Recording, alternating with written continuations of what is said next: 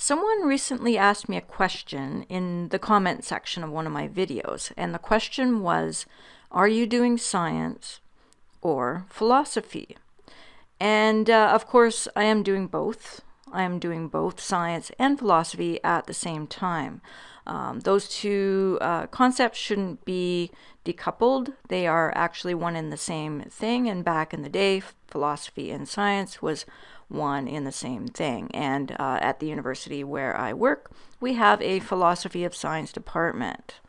And so the concepts of science and philosophy haven't been completely decoupled, but the question, are you doing philosophy or science, does not compute with me. Okay, they are one and the same thing. And I think, ultimately, because we're asking the question, or I am asking the question, what is the universe?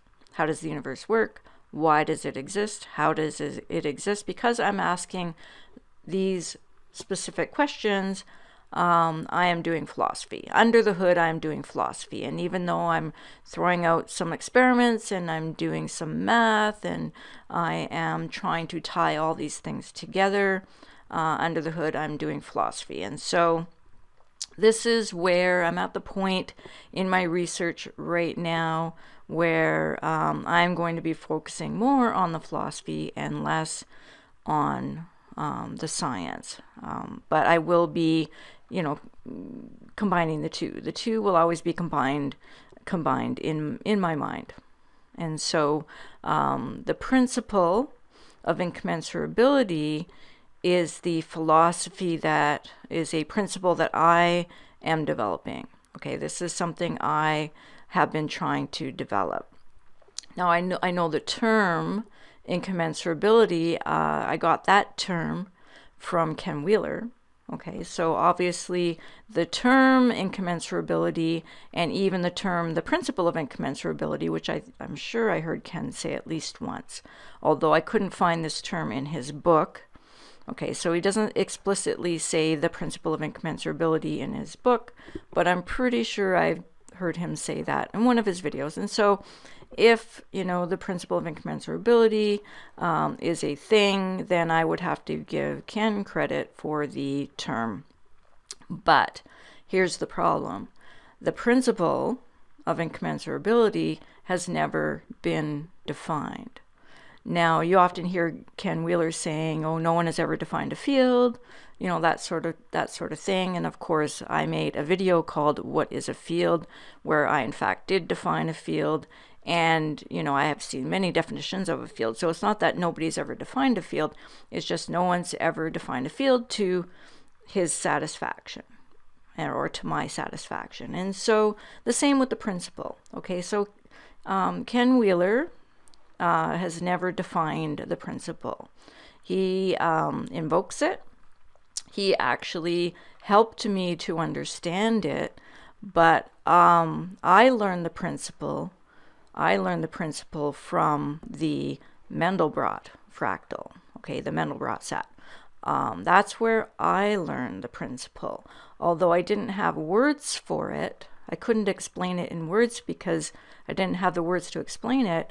When I heard this term incommensurability and I looked it up, and also the when we talk about the conjugate nature of the principle of incommensurability, or the incommensurate principles, I learned all that from the Mandelbrot set. But I got a lot of the language from Ken Wheeler, so I really appreciate that. I spent a lot of time listening to the words and trying to understand their true meaning, and trying to apply it to the fractal pattern that I was most familiar with, which is this guy here. So this is going to be my starting point for my next series of videos, where I'm going to teach you the principle of incommensurability, or the principle for short, using the Mandelbrot Fractal as my muse. So I'm going to be using the Mandelbrot Fractal, and what I mean by that is the complex plane. So also the complex numbers are going to are going to play a role in my teaching of the principle of incommensurability. This plays a very important role. And so because complex numbers are used to generate the Mandelbrot fractal, the Julia fractal, the Buddha-Brot set, and what I'm calling the Bubble-Brot set, these all play a role in the, well, I'm using all of these as a teaching tool. Let's put it this way. I'm going to be using all of these things that you see on this page as a teaching tool to teach you the principle. Okay, the principle of incommensurability. And so the principle, these structures here, I see them as an embodiment of the principle. Okay, they embody the principle, and because of that, I can use them as a teaching tool. Okay, so that is what I'm going to be doing. I'm going to be teaching you the principle of incommensurability using these tools, but I'm also going to be teaching you about these tools, these things, using the principle. So the principle will teach you about the fractal, and the fractal will teach you about the principle, that sort of thing. And so I see this as sort of a holistic teaching method, very visual, of course, because you've got some pretty pictures to look at. But I can explain the principle, a lot of the aspects of it, like space and counter space and the conjugate nature of things and all that, all the this flowery talk that we're hearing. But what I plan on doing with these teaching tools is basically formally defining the principle and explaining the principle and basically turning this into a philosophical issue. Okay, so this is a philosophy. The principle is a philosophical approach to cosmology.